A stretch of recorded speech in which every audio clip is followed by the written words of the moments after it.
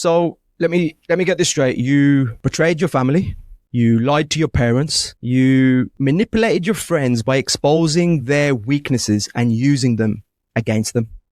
You emotionally abused your loved ones. You did all this under the grip and hold of an addiction. And what's crazy is when people find out this addiction that you was under the spell of is not only legal, not only endorsed by celebrities, it's pushed to us daily on adverts. And this addiction is gambling. Harj Gahley, it is an absolute pleasure to have you here today. And hopefully you can share your story and save some lives.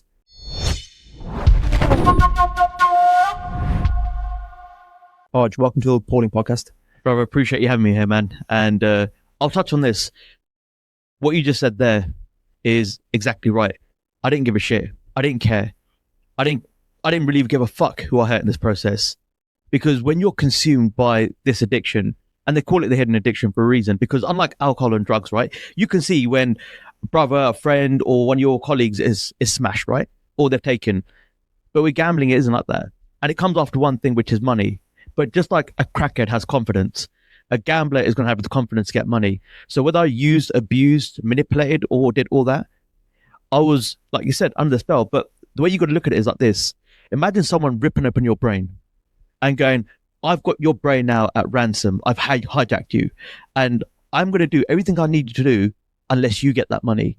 So when I was in the depths of it, yes, I didn't care. I didn't give a shit because I was literally blinkered by my own reality. But coming out the other side of it, I've owned up to it. I've seen where I was, what I did, who I hurt. But at the same time, where most people run away, I headed it straight on. So not only was I coming through the addiction and the recovery, but I had to go through the people too. You know, this idea of like reasonable gambling, gamble responsibly. You know, when you hear that, like what I appreciate about smoking, it says on the box, smoking kills. They put disgusting images on there of like lungs that are rotten to really deter you. Okay. Now, I don't know, maybe some people say, oh, it's all a ploy, you know, making you want the thing that they say don't have. Maybe it's a psychological trick, but there is something in place to deter kids, I suppose. Gambling doesn't ever say don't do it. It always says do it, just responsibly. What do you think about that? Absolutely, I hate it. Because what does that even flipping mean? Gamble responsibly. What you're doing is you're telling someone, no, do it, and then let the industry grip you by doing it and let them fuck your life up. Yeah. Because let's be honest with you, right? Gambling comes after, well, gambling requires three things: time, access, money. If you've got time on your hands and you've got access to gambling and you've got money, the gambling industry recognizes.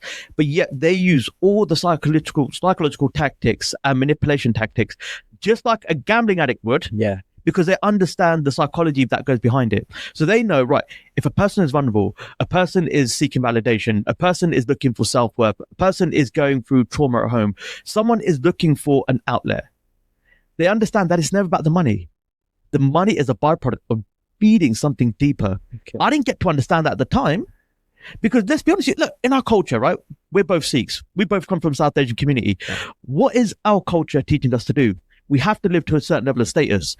And if we don't live that status, driving a big car, having a house, having a successful job, not even being on six figures, if you're flying economy, people look down at you at flying economy. So you got to drive, you got to go in business.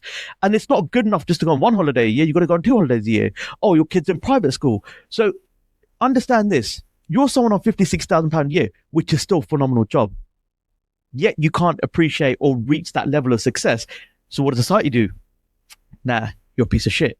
Yeah. So when society doesn't uphold you and celebrate you, it devalues your worth. And when it devalues your worth, then you've got to think to yourself, well, how do I make my worth basically higher? Gambling is a way. And we'll talk a bit more about how that manipulates your worth. But it's not just about the gambler and it's just not about the industry. It goes far deeper rooted. Let's start from the beginning, Harj. Okay. You're well versed on the internet. A lot of people know your story. A lot of people know, you know, the basics of what happened. But I want to go deeper. I want to go to, what do you think was the straw that broke the camel's back? What started your gambling addiction? Where did you get addicted? Because everyone's put on a bet. but not everyone's become an addict. Yeah. How did that happen? So truth be told, I don't think I've ever said this on any other podcast or anything like this. And I'm glad you said that. So the addiction actually didn't start with the gambling. The addiction started as a persona of me. I've always been that person that chased that pursuit, and I didn't care how I got to it, or the camel's backs I broke, or the people I offended in that process. I was that person when I saw something and I was going after something, I'll do everything on my means to go and get it. Right. Oh, okay. So I think the addiction, and you don't recognize those patterns of behaviors because it serves you at the time. But for me, when you talk about gambling, the addiction really came about. And where I think I had the biggest problem is when I knew taking money, defrauding banks, defrauding workplaces, borrowing, begging, selling gold, family gold, all this sort of stuff, knowing what I was doing was wrong, but still going and doing it. I'll even tell you a story. So my parents went wedding shopping for me in India. Okay. So I thought to myself, damn, they're going wedding shopping. I'm still struggling with this gambling addiction. I've used up all my wages. So how do I want to get money? Well, I'll tell you what I'll do is I'll act as my dad, contacted the bank. They sent a card, asked them to send a new chip and pin because I couldn't remember the pin. So while they're shopping for me, buying my wedding stuff, buying all the stuff that's required for my wedding, I've literally gambled about £3,000-4,000 worth of money that was in his account. Oh my God. So when they came back home going, hold on, we've just been shopping. Where's this money gone? And this is the thing, right? So they knew that something was up, but I hid that. Because they have an inkling it was you. 100%. Yeah. I'll be honest with you, whether it's my brothers, my parents, they knew what I was doing, but they didn't know it was gambling. They knew I was taking money, but they didn't know what for. Because it's weird because you're not coming home with anything. So like you go out and you're buying sneakers, or you're going out and buying garms, or you're going out and whatever it is, there's something tangible that you can start seeing. Oh, that person is spending that money on that. Yeah. But here it's not a case of this person is taking money for us, but there's nothing to show for it. Yeah. But yeah, he keeps asking for more. And it's hard because they're racking their brains. You're racking your brains going, I've got nothing to show for it. But the gambling industry are laughing at the top, right? So when you talk about the gambling industry, you're talking about how it just, because I think people get this misconception that, oh, it's just your finances that get affected. It's totally wrong. Your health, both physical and mental.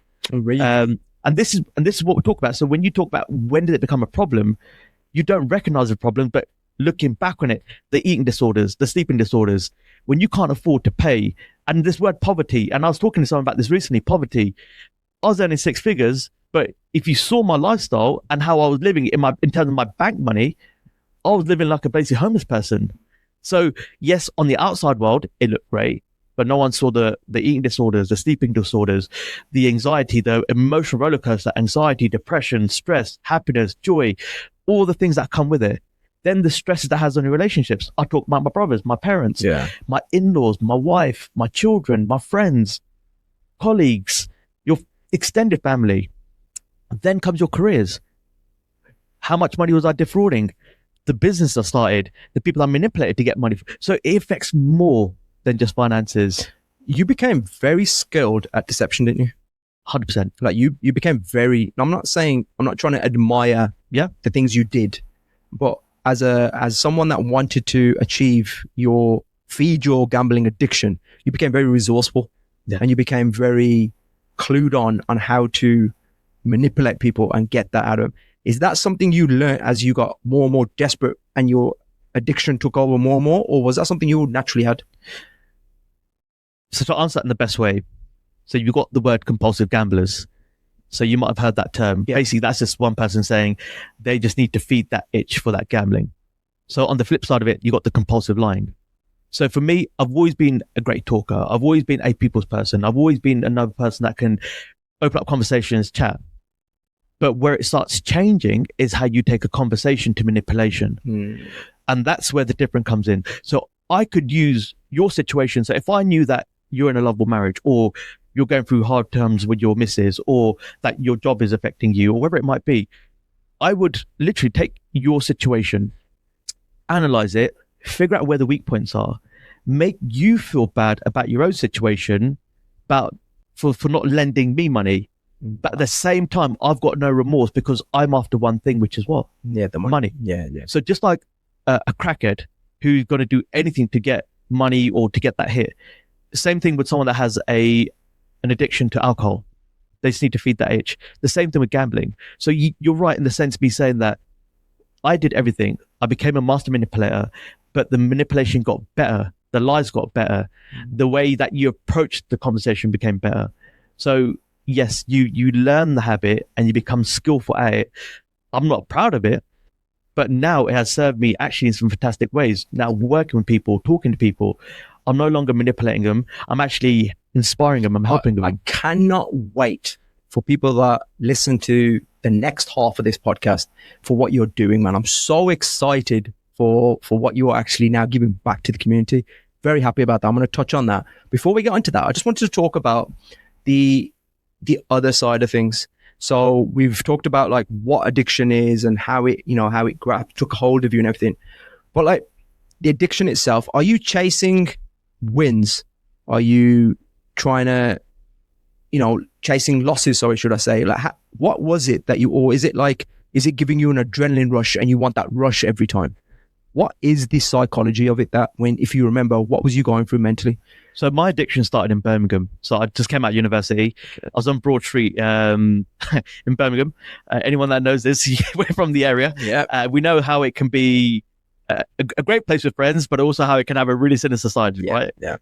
So back then it was like Rococo and all them ones. Blast from the past. Yeah, man. I think we were in Rococo that night as well. So a friend of mine said, listen, Harj, let's go to a casino. It was the Grosvenor Next Revolutions. Yes. I'm not sure if it's still there. I think so. Yeah. So what happened was a friend of mine said, let's go to a casino because they give you free drinks, they give you free food. Man, listen, I grew up around alcohol. I grew up with an alcoholic father. I grew up around drinking in university. So for me, I was up for a good party. Because what people don't know is after I left university, I started a business with someone that lived here in Wolverhampton, by the way. And basically I got that and I sold it and I made a bit of money, right? So I'm sort of living a bachelor lifestyle. And then as I went to the casino, my friends literally brought it down to the blackjack table. I'm like, Saleh, you haven't even got your drink yet. You haven't got your sandwich yet. You just gone straight to the blackjack table. So next thing I've seen is him watching him playing it. And I'm just in excitement, but because I'm in this new place. I'm seeing the lights. I'm hearing the croupiers. I'm hearing people laughing. It's just a place. If you never stepped foot in a casino, what I say is that they're massive entertainers. You feel alive in that place, man. And now I'm watching him and he's now gone to me, sit down with me, Harj, play with me. I go, I don't know how to play. He goes, I'll show you. Don't worry about it.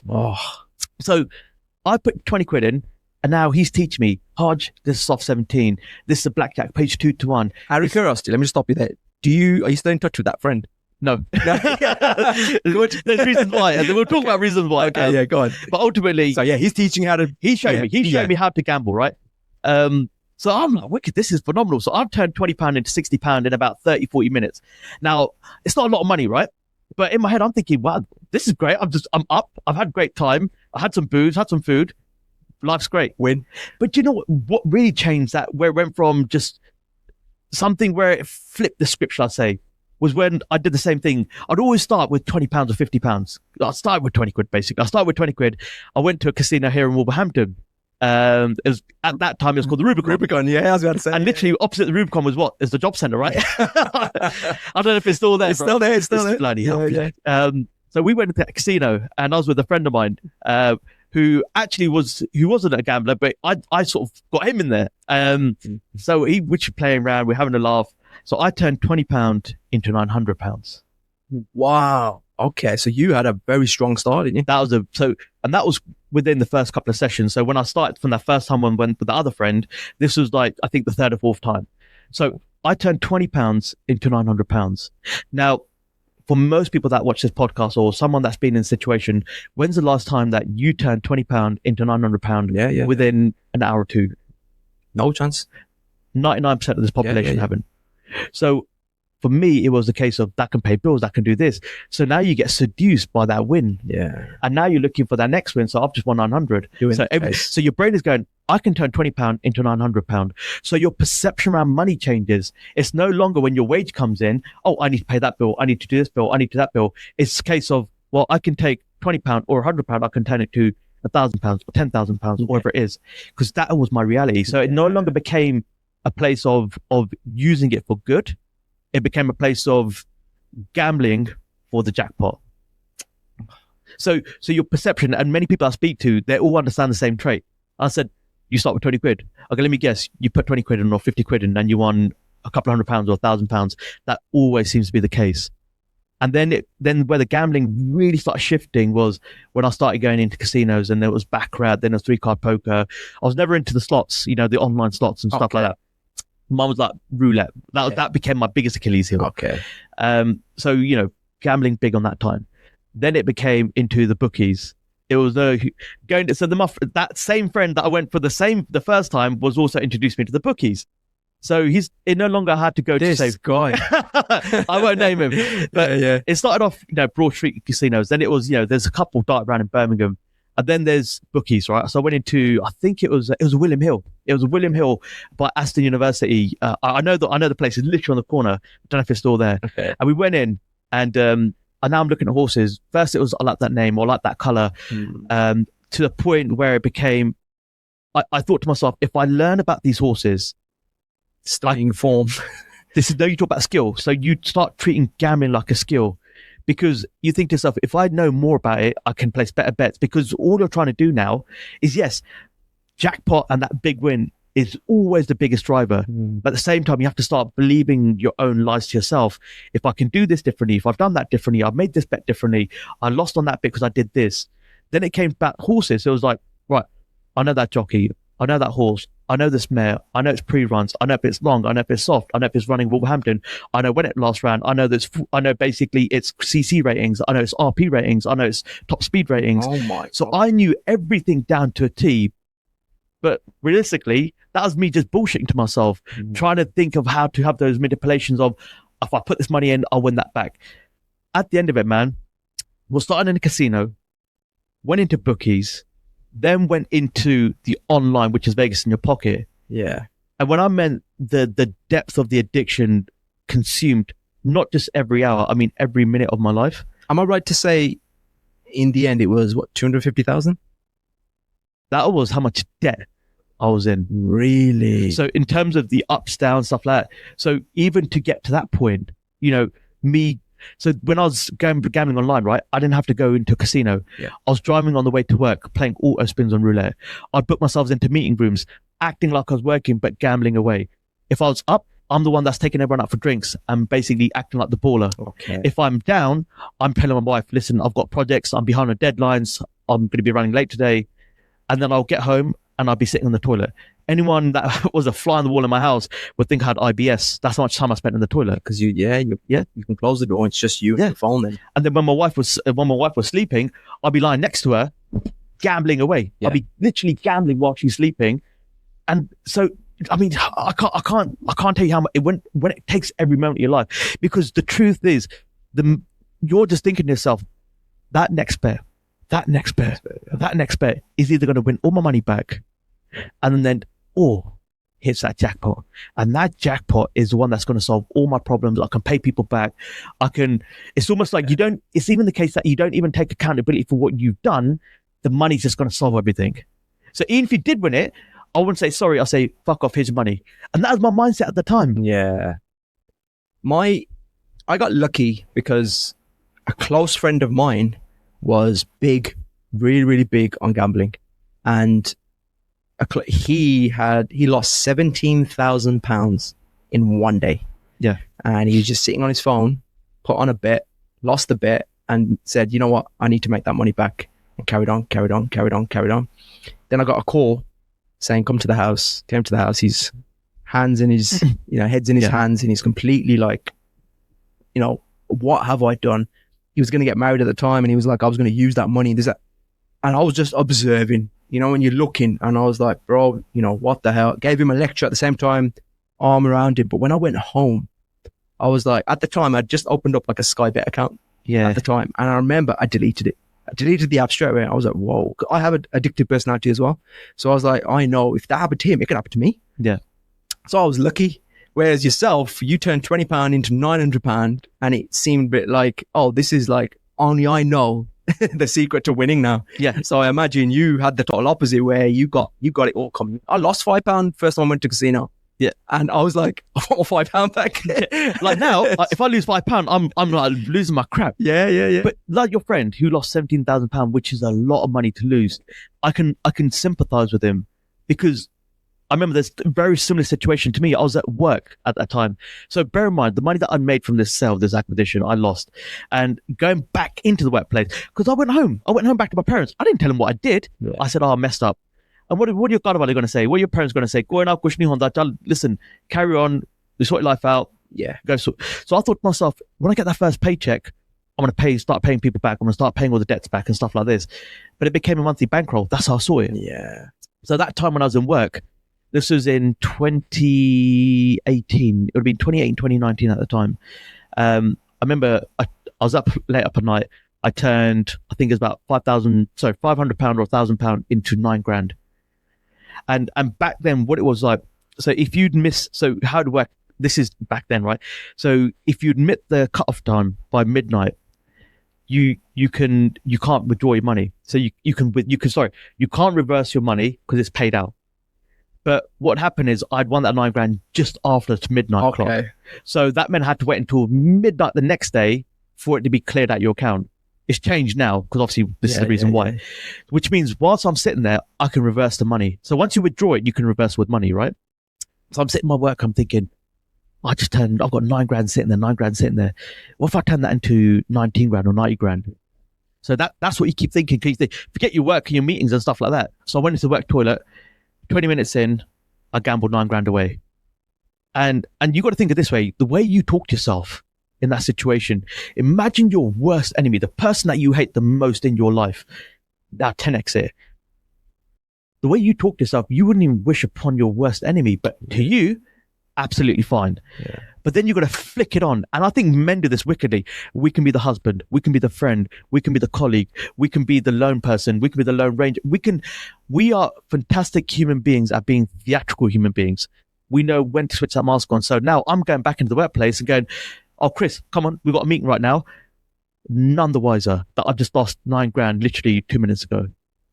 Wow. So you, once again, compulsive gambler, compulsive liar, but then you become a compulsive theatrical person as well. You become a compulsive, an actor. Harj, how do you feel about the lottery? Hate it. Yeah. And here's the reason why I hate it. And I'm going to come straight in with that because I got such animosity with them, because lottery is the number one gambling revenue driver for this country, for that industry, followed by number 2, which is scratch cards. But guess what? Those are not treated in the same way as the typical Ladbrokes, Paddy Power, Bet365. Why? Because they give back to the community. Yeah. Oh, they do so much. And I'm like, fuck you. So just because you are fleecing vulnerable individuals, acting like it's a good enterprise, when have you ever seen a lottery advert where it shows people breaking down houses, where people are stealing from people are being homeless, but yet it could be you to this, to fuck you. That's what I'll say to lottery. Yeah. Because there is no such thing as the lottery being a good cause. The good cause is that you're lining their bank accounts. How is it possible, right, that they are putting out jackpots? And now I think it's a double thing. They've got this billionaire thing. You got 2 chances of winning. So not only they're basically saying to people, oh, guess what? You got this now. Before when we did it, my parents did it was just a national lottery. Now it's lotto. Now it's Euro Millions. Now it's bloody Thunder thing. He's set for life. Yeah, and now you've got this other one, 2 chances of 1. I'm like, so what the fuck are you doing? So are you basically telling people, don't worry, your universal credit or your credits that you get, or your basically money that you get from the DWP, or that money that you're getting that you should be spending on your children or your lifestyle and stuff like that, don't worry, place a bet. Sorry, as they would say, get a ticket and I can change your life. Yeah. Once again, they're master manipulators. I had a corner shop. I ran that for a few years. And what I noticed was the lottery was not treated as gambling. The lottery was treated as hope. People would put their numbers, lucky dips. I used to have wedges and wedges of tickets that were pre-laminated, ready, so that then all I'm doing is literally scanning for hours and hours and hours, just people's tickets. And then they would come after a week to check.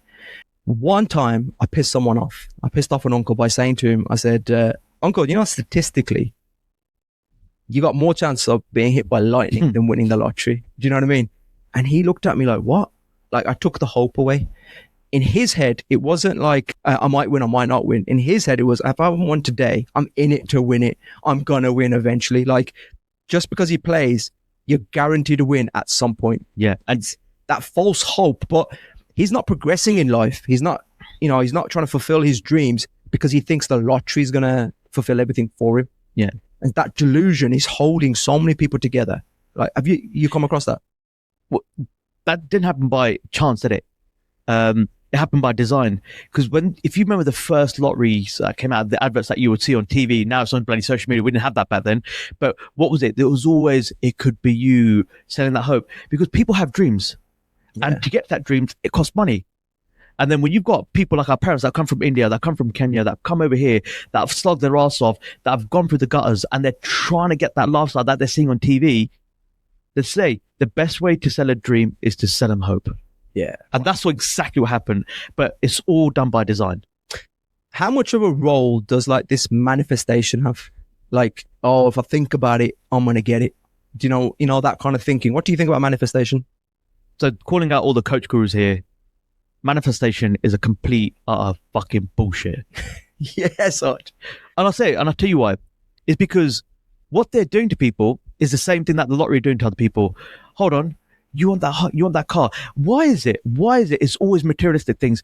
You want to go on holidays. You want that fancy car. You want an abundance of bank account notes in your bank. You want to grow up and you want to wake up and think that you've got no stresses in life. What is that? It's all dreams. That's all hope. But the truth is, and we were saying this before, manifestation is like dreaming. You can have as many dreams as you want. I want to be in a place where I'm buying my dream home, in the process of buying my dream home. Your professional life might be, I've got my dream job, or my business is doing well. Your I call the wealth, which is your finances and your health, both physical and mental. What does that look like? What does that feel like? And then I call the fourth one, and this changes with a different one. I call it the higher power, because we believe in spirit. No matter who you are, we have spirit inside of us. We're all energy at the end of the day. But we all either believe in God, we believe in the universe, we believe in a higher power, we believe in something. Yeah. I don't care who you are.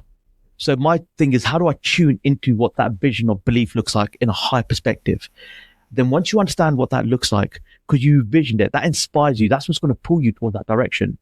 Then you work on your habits, because change your habits, you change your life. And I've got the 3-2-1 rule. What's 3 things that you want to do on a daily basis? So for an example, you might say from your health perspective, I want to lose weight. No. I want to lose weight. How much? 10 kilograms. When? In the next 12 months. Why?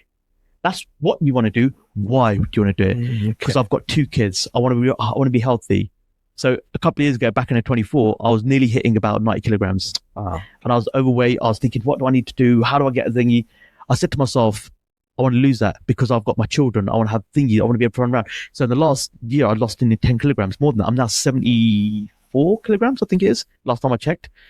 And that's because I changed my habits. Eat better, go to the gym, drink better water, have better foods, have an accountability person. And it doesn't have to be a coach. You don't pay for these people. I could say, Sonny, just check me twice, every 2 weeks, and just make sure that I'm not basically snacking and stuff like that. Yeah. One of the things that we do on a daily basis is go 10,000 steps.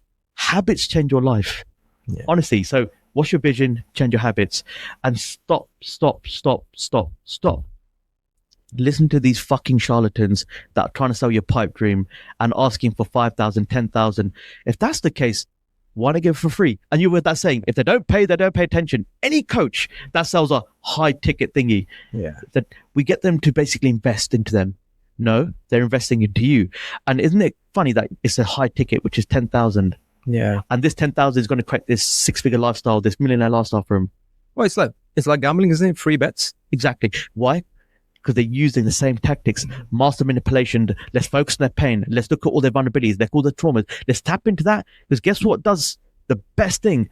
Pain drives people. And that's another reason why addiction happens, by the way. We'll come on to that in a minute. But when they say when people pay attention. No, they don't. When people are driven and hungry and focused, they pay attention. Yeah. Well said, Harj. How do you feel about help when you was in it as well? Did you get enough help? Did you get the right help? And is help available? That's a hard question, only because... And sorry, I want to end on the help you're providing. But before that, before Harj stepped on the scene, went through hell, and then did what he did, what help was available to you? That's a hard one, and because I find it's a double-edged sword. Because we've grown up in a society, especially South Asians, where if you question your parents, job kar. Yeah. When you question your elders, job kar, listen to them, they're no better than you. Then you go to school and then you feel like, oh, my teacher said something wrong, I want to question. No, listen to your teachers. So what happens is every time that you try to open up or raise a concern or talk about something, we're shut down.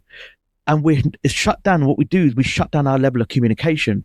So when we start going to, and then it's always happened. So when you open up about something and you tell something or you've done something wrong, then you go, hold on, I don't know how to open up. I've done something wrong, but now you're shouting at me. I'm getting gala, I'm getting juttiya, which means I'm getting beats because I don't know how to open up. So that was a big part of my life. So I grew up with an alcoholic father. And I lost a specific part of him, of a fatherly role. 8, 9 years old, from a dad that was drunk. And I remember this moment where he was 8, 9 years old. So he was 8, 9 years old. I was 8, 9 years old. And he would come home about 5 o'clock. He was in the bed about 7, half 7. And I heard him like a scream or a thump noise. I ran straight upstairs. My dad had vomited everywhere, on the bed, on the side, on the bistre. So what do we have to do? We have to get him undressed. So I've got a brother that's basically washing him, putting him in the bath, cleaning him. He's had ulti all over him, in his beard, everywhere. Then on the bed, I'm now cleaning the bed, like taking the joint off, putting new bistre on, cleaning the smell of that puke. Oh man, it's making me sick. That smelling that puke on the floor. And a part of me is looking at him going, as an 8, 9 year old, is this what a father is? Is this what a father does to their child? Yeah. And it became, I became the parent in that moment. So I'm parenting the parent.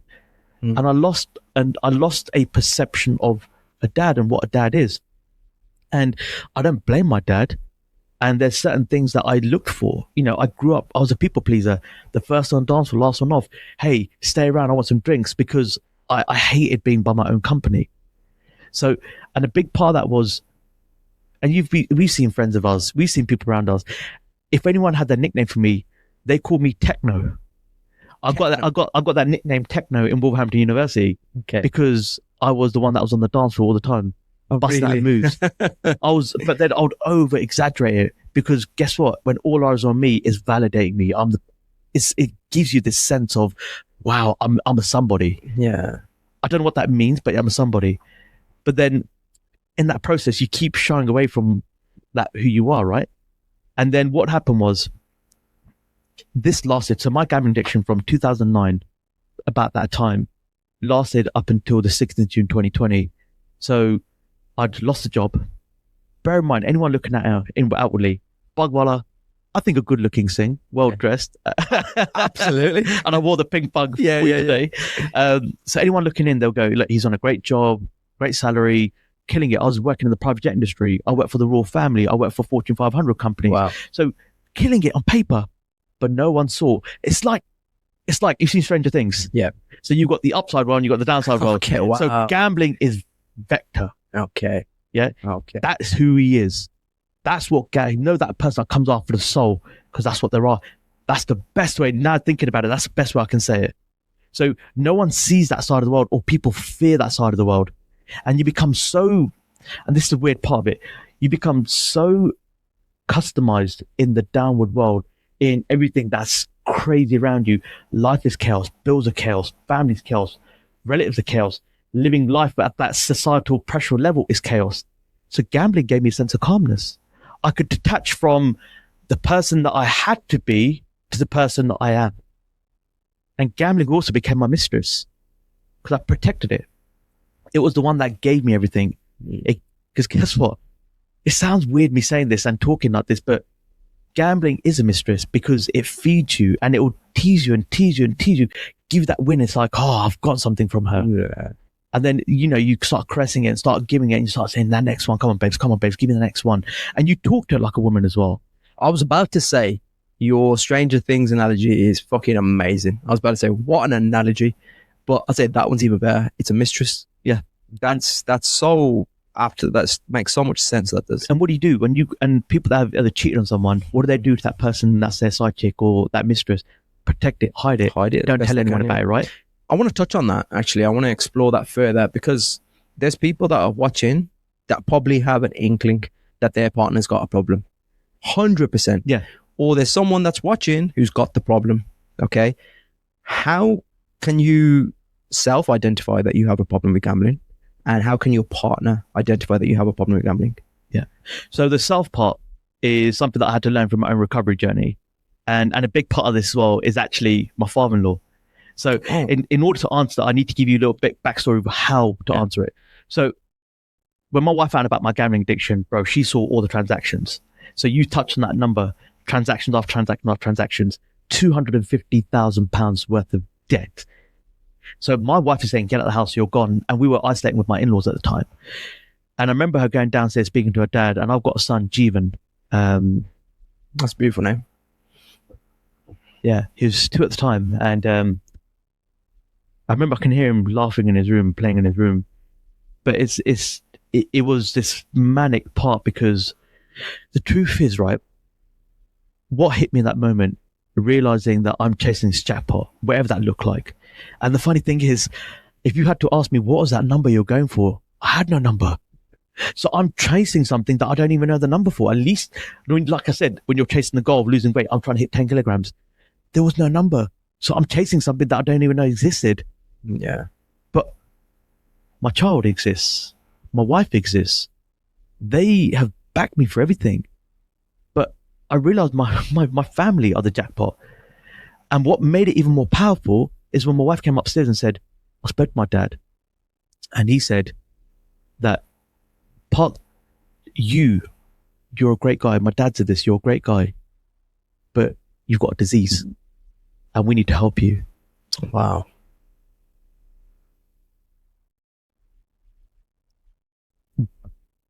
The reason I get tearful saying this is because growing up in a household where you're not shown love, you're not shown how to harbor love or how to open up about emotions, how to talk about these things. You've got someone who doesn't even know who you are, what you've done to them. You've put your daughter in 250k debt. You've lied to her. You manipulated her. You've been doing so many flipping crazy things, and yet you're still showing me love. How is that possible? Yeah. How is that possible? And it's to the point where now, if anything goes wrong, I lived with my in-laws. How many people do that? Yeah. If anything goes wrong in my life, I can now ask my father-in-law. And I have got no hesitations about how bad it is, how sinister it is, how great it is. I can talk to him. And this all comes about, which is they all showed me something in me that I couldn't see, but I also showed them something in me that they couldn't see. So if you're struggling and you're the individual that's struggling with a gambling addiction, I said it before, when you know you're taking money or you're placing that bet or you're lying to your missus or your partner, whoever it may be, when you know, they have that gut intuition. It's just not your gut intuition. It's a higher power calling here, because you know what you're doing is wrong, but you'll know what you're doing is wrong and you're still doing it anyway. So they say, forget the finances. When you know you're lying to yourself, that's the biggest truth. When you know you're lying to yourself, that's the biggest truth. Yeah. That's why they say, have you ever heard I'll sort of paraphrase this. Have you heard of the Japanese 3 faces? Remind me. Okay. I'm paraphrasing. Okay. But human beings, all of us individuals have 3 faces. Yeah. So the first face is the one that is shown to the people that we love. Okay. Our wife, our parents, our brothers, our relatives. So we show up with that face because that's who we want them to see. Yeah. Then we've got the other faces, which the world sees. Social media, our friends, the people that are not close to us. Yeah. But we want them to see that face because it serves them and it serves that perception of us. Okay. But there's that one that we know where the truth lies. And that's why they say the mirror is the hardest thing to look at, because it tells us our truth. Wow. And that is also where the truth lies. So you could be sat with someone telling about something, but that 5% that you know that you should be opening up about is literally the 95% of where the healing and the change and the transformation is going to happen, because that is the true you. That is the one that you want to get out. Yeah. But what you haven't done is found a safe space to open up and share with it. So when you're going for it, your wife is a space. So who is that person? And it doesn't have to be a wife. It could be someone that we all have someone in us or someone around us that we can trust.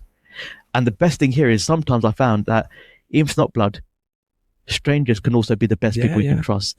So that's why another thing we do as well. But if you're the partner, you know this.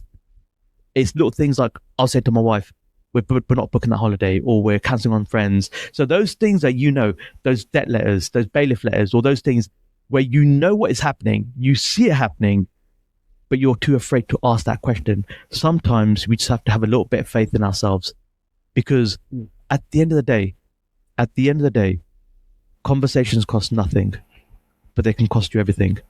Wow. That's so important. That is so deep. That is. Talk to me about Sorge. Tell me, what is this incredible movement that you've started? So coming through the journey of recovery.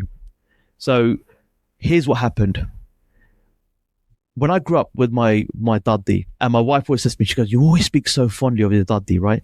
It's because she was militant, but she showed us love as well. So she's one that we're going Punjabi lessons on Wednesday, Punjabi lessons on Sunday. And because my mum worked nights and Nazdas, my dad was always drunk and stuff like that. So most of the weekends we spent with her. And she said, look, if you ever have any troubles, just go to your Gurdwara and they'll always help you. Go to Guruji. So I remember at the time we're pandemic, right? So I had to call the Gurdwara I grew up in Slough, right? I'm going to call, actually I'll say who it is, that I'm going to Gurdwara in Slough. I called you and here's what happened. I spoke to whoever it was on the phone at the time. I was saying, I've opened up, I've talked about this. And I came off that call feeling more judged than anyone before. Really? Now you have to understand this, right? I've just opened up about something so traumatic in my life that not just to me, but to people around me. And the reality is this, is that the weird thing is when you gamble, you're praying for a win. Then when you're also gambling, you're praying for a way out. And then when that's not being addressed or it's not being answered, you lose what? Your faith. And that's what I lost in me. I lost a big part of my faith. Now when I'm going to my faith and asking them for help, I felt like Sikhi rejected me.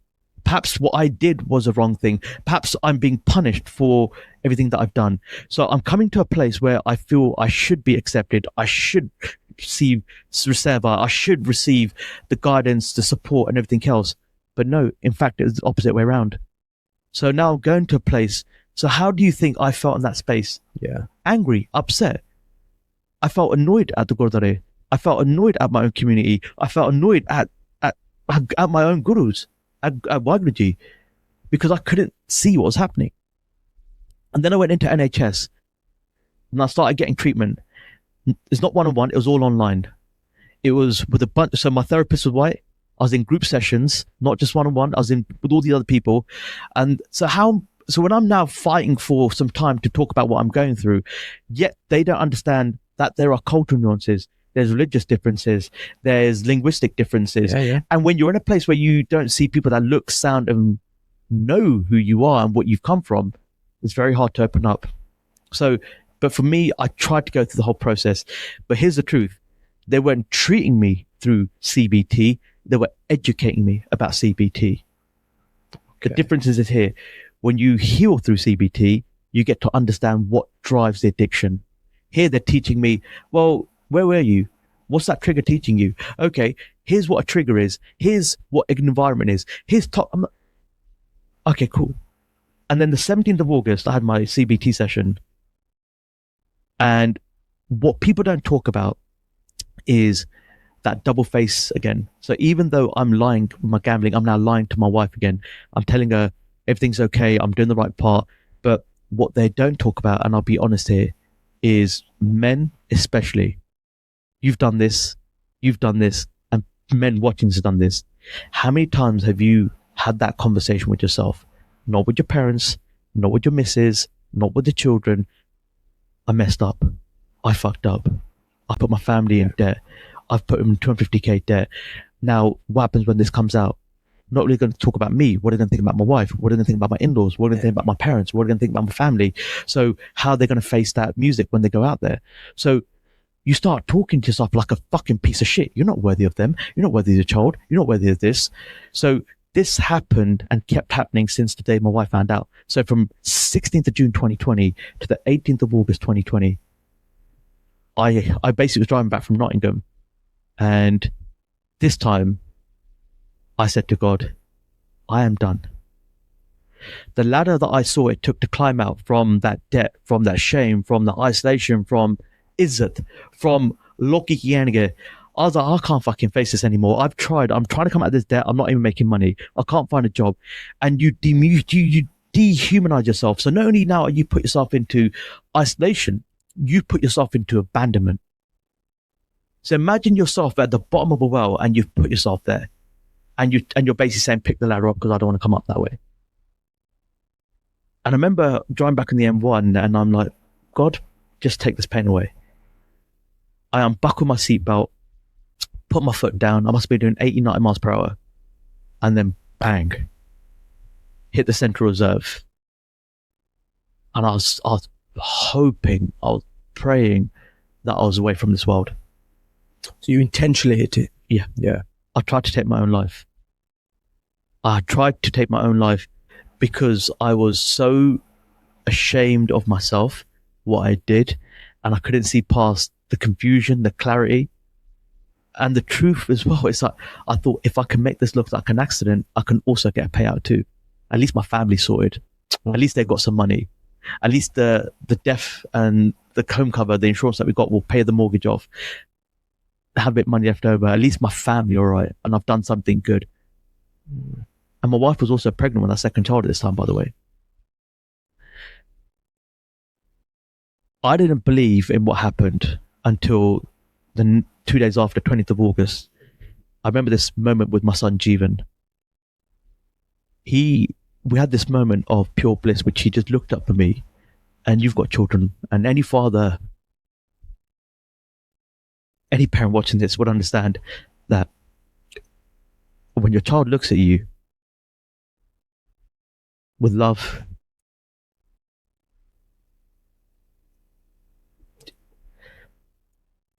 that you've never received as a child yourself, and they say 3 words, that's all it took for him to say, I'm so lucky. So Jeevan, which means life, bringer of life, creator of life. Yeah. He saved my life that day. Isn't it interesting how God answers your prayers? And yet it's the smallest voices that can have the biggest impact. And that's why being on podcasts, being here, having these conversations, perhaps you need to hear this today. Perhaps this is the voice of change that you're looking for. And that's what changes the trajectory of my life. And from there, I said to myself, I need to get help. I need to get support. So I've packed the NHS in. I got the right support. I reached out to a therapist, and then she started doing the inner child work, the stuff that should be done. And what we realized was that the addiction is never the issue. The addiction is never your issue, because they're saying, if you allow it, you enable it. If I allow the addiction to be the problem, I'm also enabling it to be the problem. The issue comes from a place of validation. So the people pleaser, loss of status, loss of identity. Who am I as a human being? People call it self-worth. Whatever that is, when we are seeking a person that we don't know who we are and we're not validating who we are, we don't know who we are. And they say the biblical version of it is a man without a vision shall perish and fall to someone else's vision. And that is validation. That is what validation is. Yeah. And then that's not received. The other thing is what? Lack of love. So now when I'm talking to people, I'm trying to look for that. And that tells me more about that human being. And at the end of the call, they're like, we didn't even speak about the addiction. I said, because it's never about the addiction, isn't it? And they're like, oh shit, I didn't realize that. This came about. I've had people that have gone to the Priory and spent £15,000, £20,000, and it took a 30-minute conversation to link some childhood traumas. It could be called ACE, adverse childhood experiences. So what I realize is that sometimes the hardest thing is also just looking at yourself and accepting that this is my reality. But just like someone else has come out the other end, because let's be honest with you, there are people that are not here and there are people that are still here. You get to choose what side of the fence that you sit on. And my question to anyone watching this is, what's more important, not to the people around you, to you? Is it your health? Is it your wealth? But is it something deeper? Is it something that you have not addressed in a long time? Is it those pains that you've been carrying on your shoulders and you felt like you've been having a headache? And that is like that baggage that you just want to let go of. Those lies, those deceits, those debts, that person that you're trying to be just because it's serving someone else and not serving you. So do me a favor, just look yourself in the mirror and ask yourself this one question. What do I want?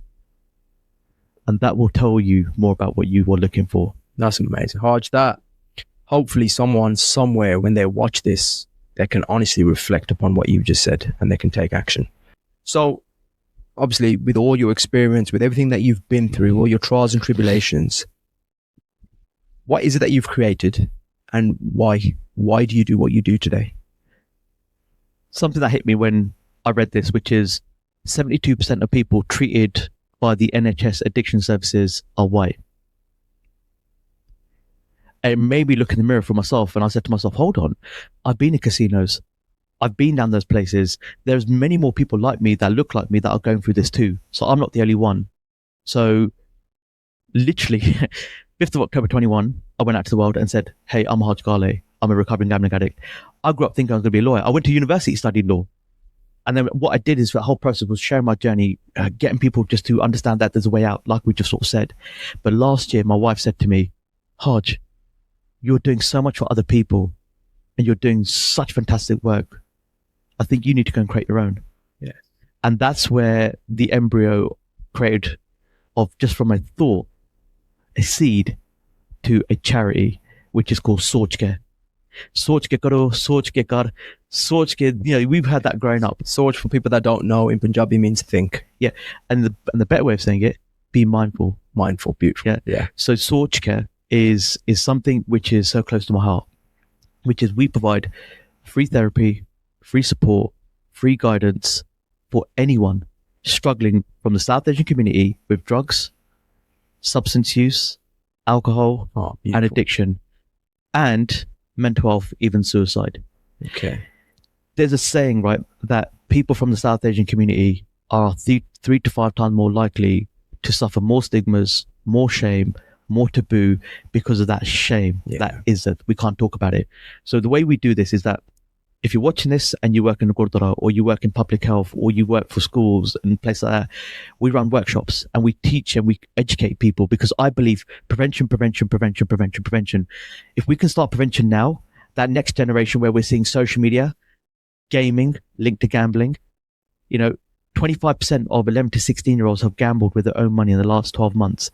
Yet it's illegal to gamble under the age of 18. That's mad. Figure that out, right? So we're seeing so many different things. We're seeing not just the Gen Z, but the beta generation. They're not consuming alcohol like our generation, but they're more into ket. They're more into laughing gases. They're more into other substances. So what we're trying to do is not just create education, awareness, but the one that we do is we also then provide support. So what we're now doing is creating monthly meetups, which is called Sort Circle.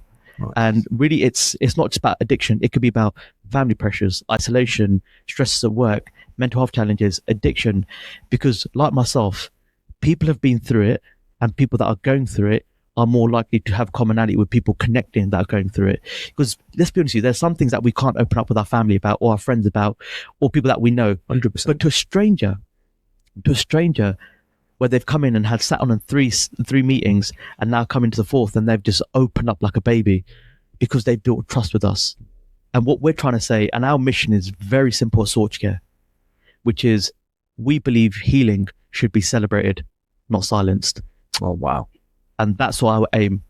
So if you're watching this, if it's something that you are struggling with or someone that you love is struggling with, or you want some more information, all you need to do is drop a comment on the bottom of this podcast, reach out to you. If you want to reach out to me, just go to Sochke, which is spelled SOCHCRRE. You can Google it. You can go on Instagram. You can go on TikTok. You can go on LinkedIn. You can go on X.